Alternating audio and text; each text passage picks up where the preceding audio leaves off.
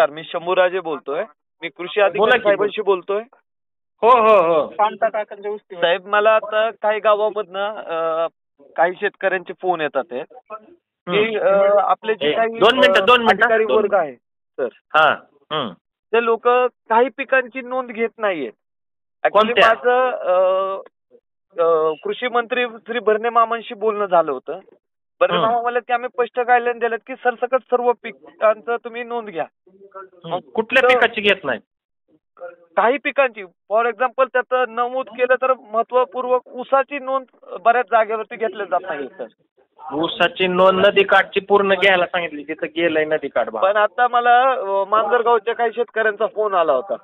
त्यानंतर मी दिलमेश्वर भागामध्ये पण आता प्रवासातच आहे, तर दिलमेश्वरचे पण लोक तेच म्हणतात. शंभूराजे ऐका ना, तिथं नदी काठ ऊस गेलाय ना आपला पूर्णपणे वाहून, तिथले पूर्ण पंचनामे ऊसाचे होतात, त्याच्यामुळे तिथं काय अडचण नाही.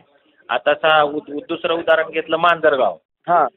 मांजरगावला ऊसाचं नुकसान कमी, ऊसाचं नुकसान होऊ शकत नाही. त्याच्यात जे ऊस आहे ना समजा 3 महिन्याच्या आतला, 3 महिन्याच्या आतला ऊस घ्यायला सांगितलाय.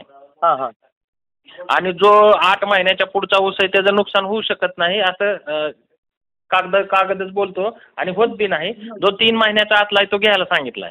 नाही सर, एक शेतकरी म्हणून मी तुमच्याशी फ्रँकली सांगतो, ठीक आहे. कागद काय सांगतो मला I don't know, but sir ऊसाचं वजन सुद्धा कमी होतं. बऱ्याच जागेवरती अतिवृष्टी पावसामुळे केळीच्या पोळ्या सुद्धा चालत नाहीत सर. केळी तर घेतोय ना, केळी घ्यायला लागलोय की. केळी कोण म्हणलं नाही, केळी घेतोय. मी तुम्हाला एक सांगतोय, आणि ऊसाची सुद्धा त्याच्यामध्ये वजन, ऊसाचं क्वालिटी कधीच मेंटेन करत नाही सर. ऊसाचं वजन खूप महत्वपूर्वक असतं शेतकऱ्यांसाठी.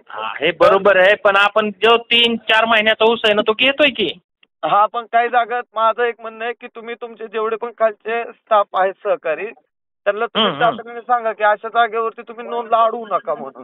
नाही, ती सांगितलंय की. आता ती मीटिंग बी बोलवली मी वरच्या जे त्यांच्यावर कंट्रोलिंग आहेत ना इमिजिएट, त्यांना पण त्याच्यासाठीच बोलवलंय. आता मी सांगतोय आणखी त्यांना पण. होय होय, जेवढं जास्तीत जास्त सर तुम्हाला घेता येईल. हो हो, येस येस येस, काय सुद्धा अडचण नाही. सरकार आमच्याच टॅक्स मधनं आम्हालाच देतंय. हो हो हो हो, तेवढं सहकार्य करा. मी पण एक शेतकरीच आहे. होय नेटके साहेब, येस. पण तुम्ही पगारी शेतकरी आहेत, आम्ही बिनपगारी शेतकरी.